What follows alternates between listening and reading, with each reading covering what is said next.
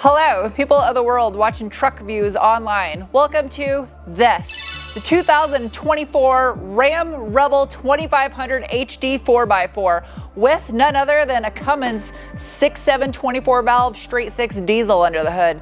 So today I'm gonna get this thing up in the air. We're gonna nerd out in the tech specs, see how it is constructed, and then go take it off road and see what it can do.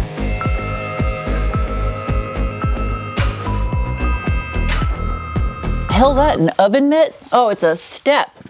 I don't want to pull a truck off the lift. Apparently they saved some money in the spare tire department. Finally, an off-road package equipped truck that can actually tow. This thing has a maximum tow rating of just over 16,000 pounds. Out back, the Ram 2500 Rebel has a 5-link rear suspension configuration with an 11.5-inch AAM solid rear axle housing a electronic locking rear diff and a 373 final drive ratio. Coil sprung. No leaf springs on this rig. Paired with a set of Bilstein yellow body monotube shocks. Check this out. That was another Bilstein on the top of that axle. I guess that's to eliminate axle wrap, probably. Rear anti-sway bar measures in at over 25 millimeter. That is massive. Forget hot dog down a hallway. This is Sarah's arm down the whole pipe. That is insane. Look how clean my arm is. When people say that diesels are dirty, that is spotless. I don't think my calipers can actually fit all the way around this. Roughly 109 millimeter or 4.3 inch diameter exhaust piping.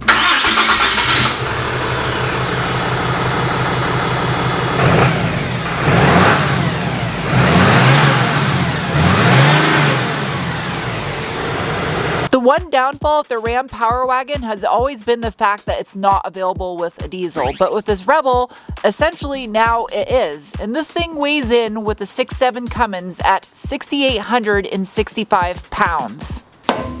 Yeah, that's a beefy skid plate underneath that fuel tank. That's weird, it's got a little plastic access panel in the cross member. Oh my God, that is all cross member. The Rebel 2500 has a 2-speed shift on the fly Borg-Warner transfer case, and paired with that transfer case on these non-high output versions of the Cummins 6.7 diesel is the 68 RFE 6-speed automatic transmission. RFE stands for rear-wheel drive, fully electronically controllable, in case you were wondering. Sadly, there is no longer a 6-speed manual option on the Ram HD trucks. You used to be able to get that with the Cummins diesel, which was sweet. Up front, another solid axle. This one's a 9.25-inch AAM with a 3-link configuration and another set of Bilstein yellow body monotube shocks. Well, they skimped out on the Bilstein for the steering stabilizer. Now, unfortunately, unlike the Power Wagon, you do not get a front locker on the Rebel. I've never seen jack pads on a radius arm before. That's interesting. Front anti-sway bar measures in at approximately 33 millimeter in diameter.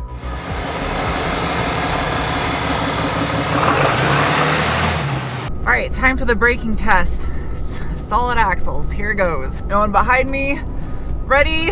Oh man, okay. Wow, it stayed very straight though.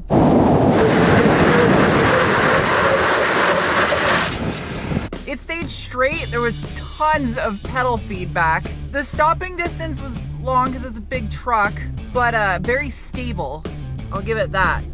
That braking was just made possible thanks to a 2-piston front caliper. Granted, the pots are like the size of a can of beans each. If you say so. And 14.2-inch or 360 millimeter front rotor. The wheels on this Rebel, they are a 20x8, which is huge for an off-road package. It's a little counterintuitive for off-roading, but apparently this is what's popular. Wrapped in a 285/60 20-inch Goodyear Wrangler DuraTrack all-terrain tire. It's essentially a 33. I'm actually a big fan of these DuraTracks, so looking forward to this off-road. Out back, disc brakes, and you got another dual piston caliper with an almost identical 14.1-inch or 358 millimeter rear rotor. The wheel and tire, same size as you get up front. In the name of science, I shall now give it the beans. Bolstering test. You know what? This actually has some pretty good bolstering to it. That's surprising. Can you have both seat heat and vent? No.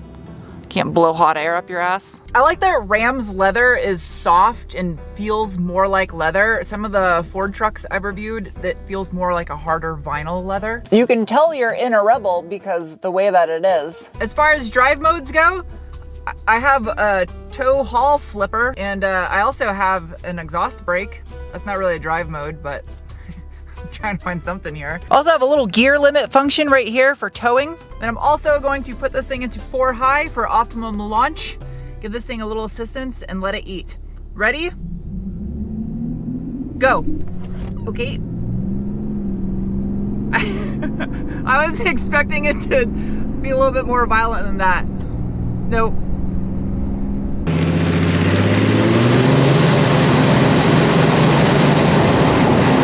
That's not bad. I mean, it gets up and goes. I imagine the high output version would be quite a bit faster. Ouch! Hood pop!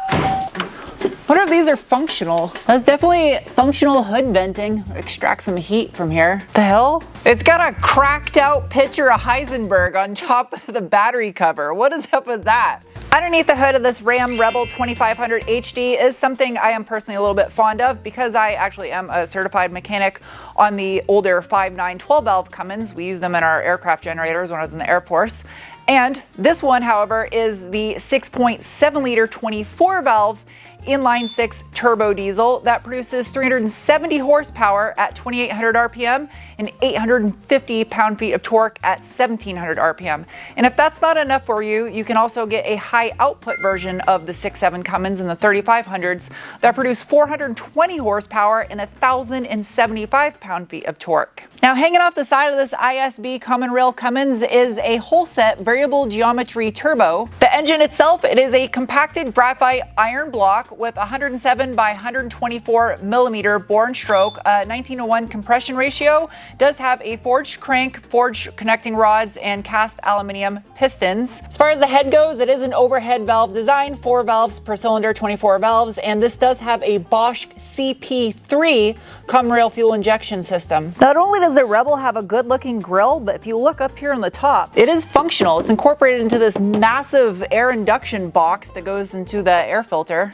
Dual Heisenbergs, might I add, dual batteries.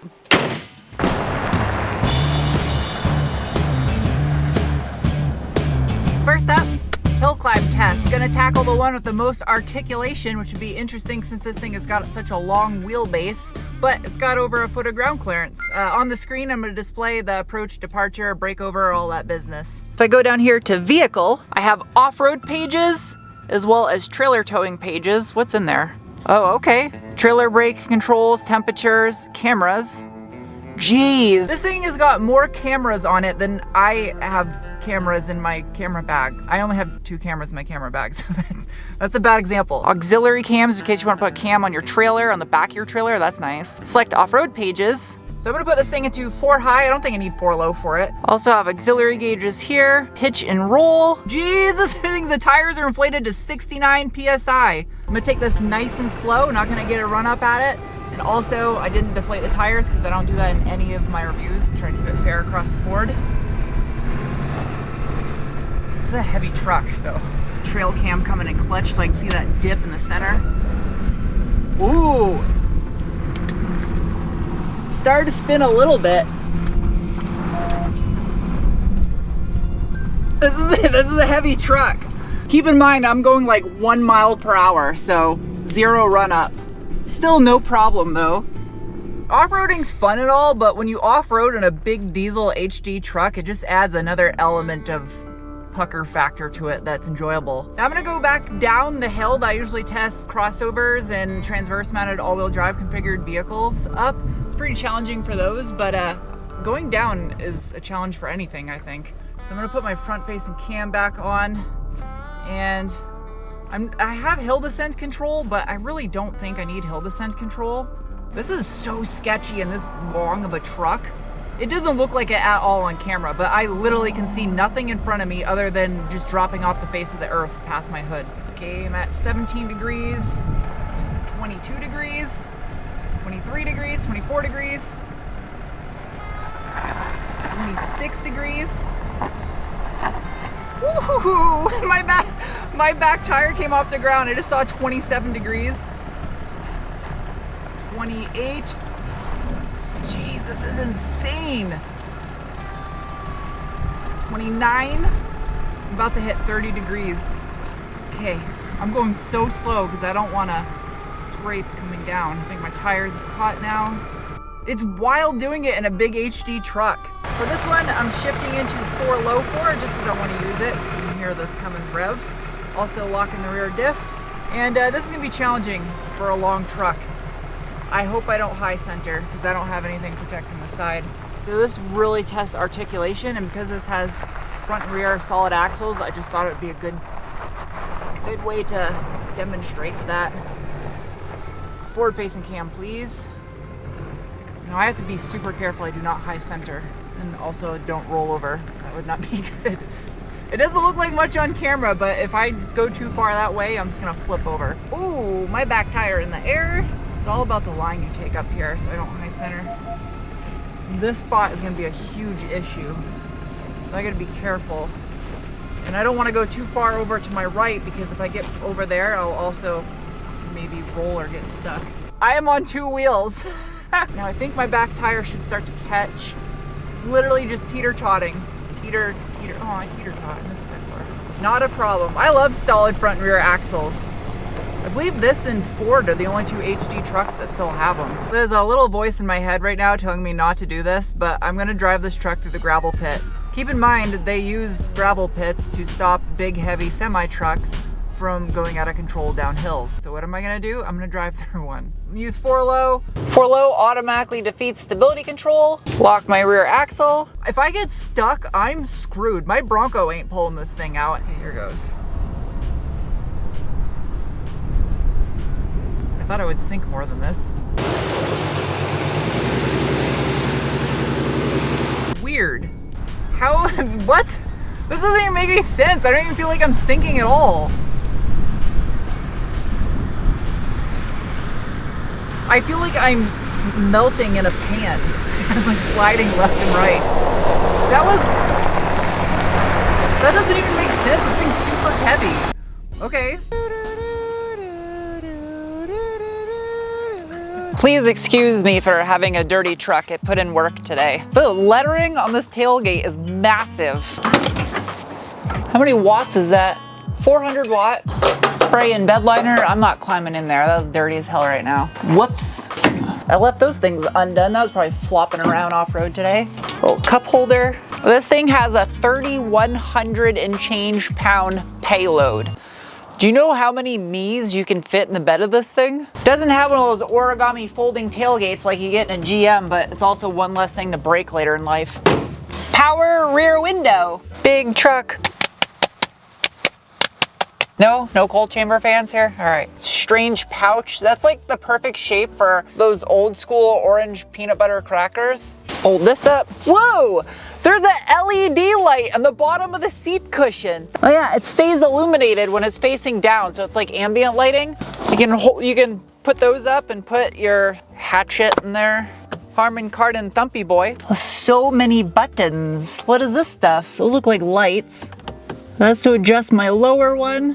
These are electric too, in case you need to tow something or overcompensate. You can also individually turn off your front or rear park sensors in case you're towing a trailer. The gauge cluster on this truck is super configurable. Press this guy. You can literally customize whatever you want on the display and where you want it. Have your navigation screen take up the entire gauge cluster. I like it's got that nice soft blur on the edges. Harman Kardon sound system in here does not disappoint. It's got a ton of bass from that woofer under the rear seat. Over here in the dash, you press this little button.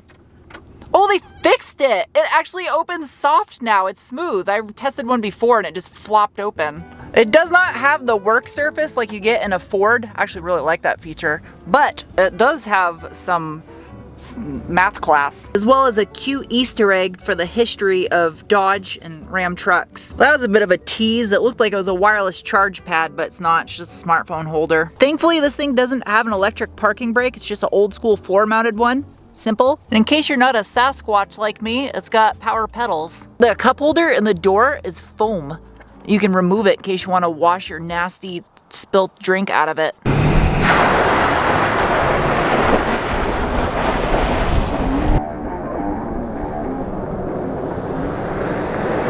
sounds good. It's a little quiet, but it sounds good.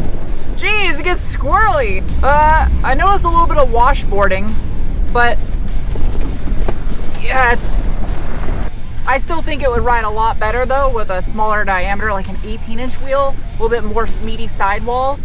It'd probably be super comfy off-road then. I am absolutely impressed with this thing. I just figured it would be kind of gimmicky, like, yeah, it's not really an off-road package. Other than not having a front locker, this is a perfect tradesman truck, I guess, if you're the kind of tradesman that can afford a $100,000 vehicle.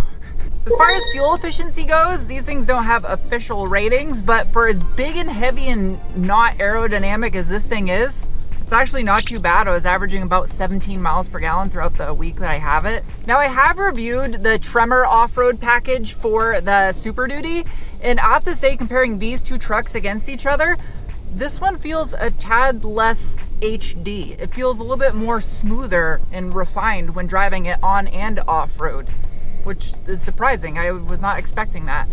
Will say though, the 6.7 Power Stroke and the Ford will eat this thing alive. So it's kind of unfortunate that you can't get the high output version of the Cummins in this truck.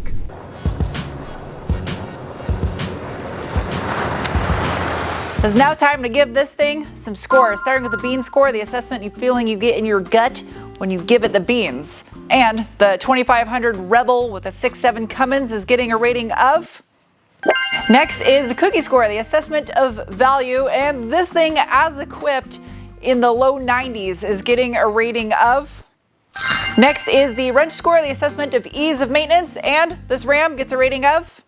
Next is the meatball score, the assessment of off-road capability, and this rig right here is getting a rating of. Lastly is the Penguin score, the assessment on how much I personally like a vehicle, and this rig right here gets a rating of. It's a good truck. Hope you guys enjoyed this review. That's top-notch journalism right there. I'll see you soon in another. Bye.